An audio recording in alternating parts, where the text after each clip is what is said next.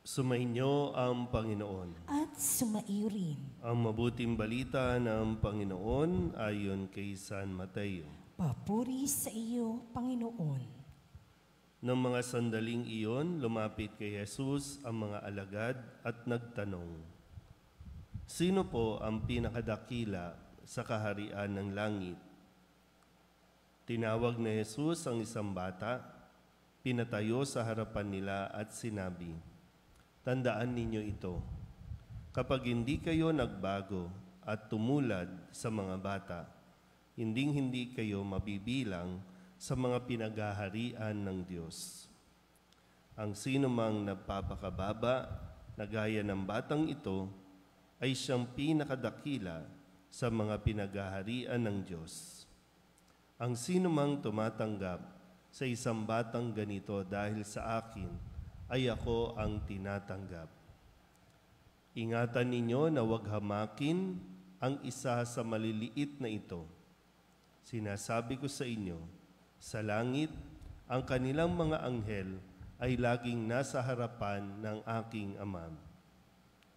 Ano sa akala ninyo ang gagawin ng isang taong may 100 tupa kung maligaw ang isa sa mga iyon? Hindi kaya niya iiwan ang 99 na nanginginain sa kaburulan upang hanapin ang naligaw? Sinasabi ko sa inyo, kapag nasumpungan niya na ito, higit niyang ikinagagalak ang isang ito kaysa 99 na hindi naligaw. Gayun din naman, hindi kalooban ng inyong amang nasa langit na mapahamak ang isa sa maliliit na ito." Ang mabuting balita ng Panginoon. Pinupuri ka namin, Panginoong Hesukristo.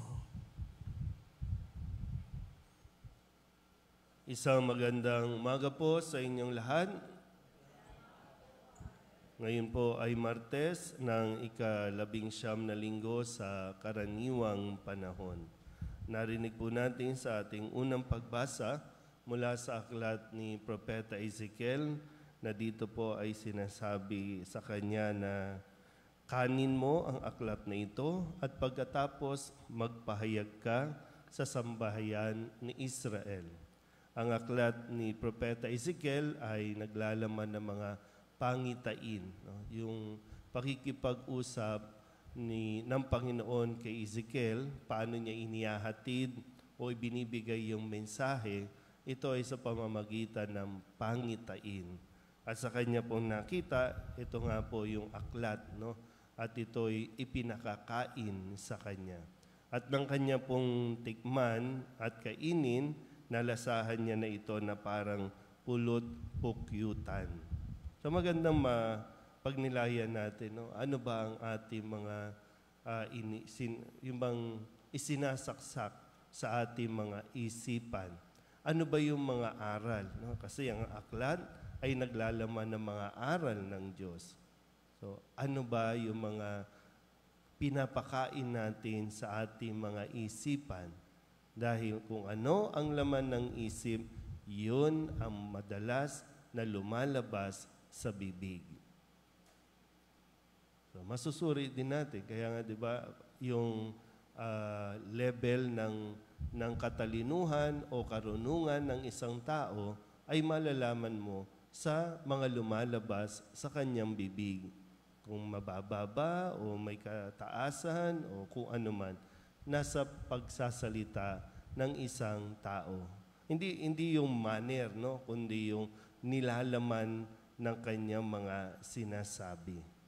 Kaya isang magandang makita natin, sa Ebanghelyo, lumapit sa Jesus ang mga alagad kay Jesus at ang kanila pong concern, sino ba ang pinakadakila sa kaharian ng langit? Pinakadakila. Ibig sabihin yung bang, sino bang pinakamagaling? Sino bang pinakamahusay? At kapag yun ang laging isinasaksak ng tao, dapat maging magaling. So ano nangyayari? Sino ang nako-compromise natin? Ang mga bata. Na siya rin namang pinapaingatan sa kanyang mga alagad na wag mawawala ni isa man sa kanila. Pero sa panahon natin, ano nangyayari? Either gagamitin natin yung mga bata para matupad lang yung pangarap nating maging pinakamagaling, pinaka number one, pinakamayaman, pinakasikat, lahat na. Ilan ba yung dahil sa kagustuhan na maging top sa kanyang karir, ang napabayaan ay mga anak? O kaya naman, marami po yung bata pa lang, sa murang edad, isinasaksak na sa kanyang isipan, sa kanyang kukote, kung paano dapat ang kanyang maging pagkilos para pagdating ng araw, siya naman ang magkakaroon ng posisyon. Ay yung, di ba, yung mindset, yung behavior, yung attitude, no, ng mga bata ngayon, sasabihin natin lagi, ibang-iba na. Kasi kung paano natin minomotivate yung mga yan. Namomotivate ba natin sila gamit ang salita ng Diyos o namomotivate natin gamit ang pamamaraan ng mundo?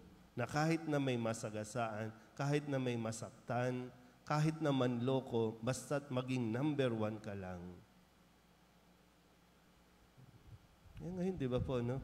Sa panahon natin, bata pa lang, uhubugin na natin para maging nasa posisyon.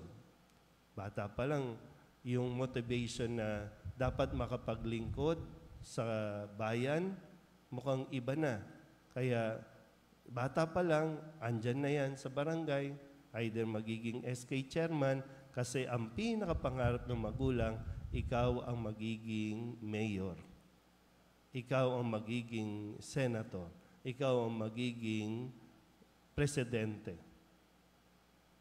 Birang-bira yung bata pa lang, ikaw ang magiging susunod na pari.